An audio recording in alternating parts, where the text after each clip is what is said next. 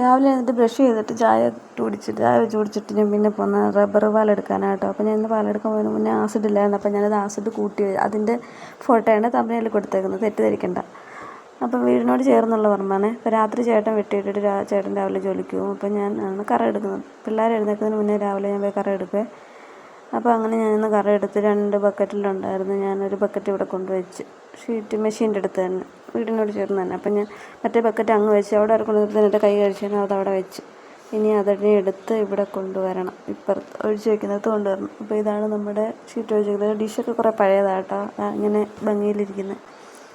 പിന്നെ ഡിഷിനെല്ലാം പറക്കി നിരത്തി വെച്ച് ബക്കറ്റിലെ പാൽ ഒഴിക്കണം. ഞാൻ ഒരു ഡിഷിനകത്ത് 2 കപ്പ് പാൽ വെച്ചാണ് ഒഴിക്കുന്നത്.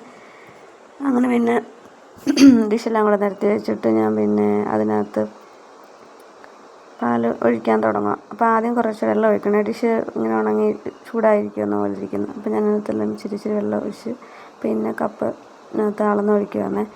അപ്പോൾ സാധാരണ ഓരോരുത്തരൊക്കെ ഇങ്ങനെ അരിച്ചൊഴിക്കും, ഞാൻ അങ്ങനെ ഒഴിക്കാറില്ല. ഇതിനകത്ത് കട്ടയായിട്ട് വീഴുന്നത് ഞാൻ പിന്നെ ഡിഷിനകത്ത് വീഴുവാണെങ്കിൽ അതിനെ പറക്കി വേറെ ബക്കറ്റിലിട്ടിട്ട്, എന്തായാലും ഇതിനകത്ത് വെള്ളം ചേർക്കണമല്ലോ. അപ്പോൾ ആ കട്ടയായിട്ട് വീഴുന്നതിനെ ഒന്നുകൂടെ വാഷ് ചെയ്ത് അതിനകത്തുള്ള മാക്സിമം പാൽ ഞെക്കി എടുത്തിട്ട് അതിനെ ഒഴിക്കും. അങ്ങനെ ഞാൻ എല്ലാ ഡിഷിലും ഇതുപോലെ ഒഴിച്ച് കണ്ടിന്യൂസ് ആയിട്ട് ഒഴിച്ചിരിക്കുന്നു. 2 കപ്പ് പാലും ഞാൻ പിന്നെ ഒരു 1.5 കട്ട വീണത്, പിന്നെ ഒരു 1.5 കപ്പ് വെള്ളവും ഞാൻ ഒഴിക്കും.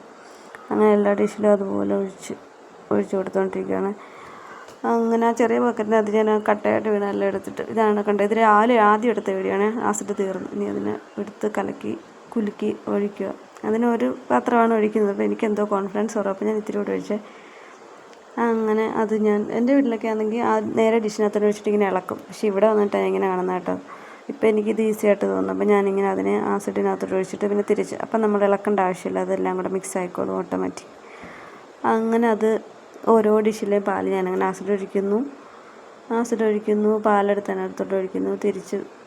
അപ്പോൾ എനിക്കെന്താ പറയുക, അതിനകത്ത് ഡിഷ് എടുക്കുമ്പോൾ നമുക്ക് വെയിറ്റ് അറിയാൻ പറ്റും. അപ്പോൾ എനിക്ക് വെയിറ്റ് കുറവ്, വെള്ളം കുറവുള്ള പോലെ. അപ്പോൾ ഞാൻ ഡിഷ് ഇച്ചിരി വെള്ളം ഒഴിച്ച് വീണ്ടും ഒഴിക്കുന്നത്. അപ്പോൾ നമ്മൾ മിക്സ് ചെയ്യേണ്ട ആവശ്യമില്ല. അപ്പോൾ അത് ഓട്ടോമാറ്റിക് മിക്സായി വന്നോളും. അങ്ങനെ ഓരോ ഡിഷിലും ഞാൻ ആസിഡ് ഒഴിക്കുന്നു. പിന്നെ അത് കഴിഞ്ഞിട്ട് പാലൊഴിക്കുന്നു. പിന്നെ അത് ഡിഷ് എടുത്ത് മറ്റേതിൻ്റെ മുകളിൽ കണ്ടിങ്ങനെ ആ ഓർഡറിൽ ഇങ്ങനെ തിരിച്ചും മറിച്ചും അങ്ങനെ വയ്ക്കും. എന്നിട്ടിങ്ങനെ കുറേ ഡിഷ് ഉണ്ടെങ്കിൽ നമുക്കിങ്ങനെ മേളിൽ സാധാരണ എല്ലാവരും ഇങ്ങനെ വയ്ക്കുന്നത് വീണ്ടും എടുത്ത് വയ്ക്കുന്നു. അതിനും എനിക്ക് വെയിറ്റ് കുറവ് ഫീൽ ചെയ്തു. അപ്പം ഞാൻ വീണ്ടും വെള്ളം എടുത്ത് വയ്ക്കുന്നു. ചേട്ടനെടുത്തുണ്ടെങ്കിൽ വഴക്ക് പറഞ്ഞാൽ ഇങ്ങനെയൊക്കെ ചെയ്യുന്നതാണ് കേട്ടോ.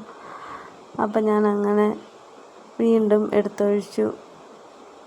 അതിനകത്ത് ഒരു കട്ടയുണ്ടായിരുന്നേ, അതിനെ ഞാൻ എടുത്ത് മറ്റേ ചെറിയ ബക്കറ്റിലിട്ട് അങ്ങനെ എല്ലാ ഡിഷിലും അങ്ങനെ ഒഴിച്ച് ആസിഡ് ഒഴിക്കുന്നു. പിന്നെ അപ്പം നമ്മൾ ഇന്നലെ ഒഴിച്ച് വെച്ചതാണ്, നല്ല കട്ടിയായി. ഇനി ഇതിനെ ഷീറ്റ് അടിക്കണം. മെഷീനകത്ത് അടിച്ച് ഇതുപോലെ അഴയിലിട്ട് തിരിച്ച് മറിച്ച് ഉണക്കി. പിന്നെ പുകയത്തൊക്കെ ഇട്ട് ഉണക്കും. ഇവിടെ പുകപ്പരയില്ല, ഇവിടെ വിറകടുപ്പുണ്ട്, അതിൻ്റെ മുകളിലിട്ട് ഉണക്കും.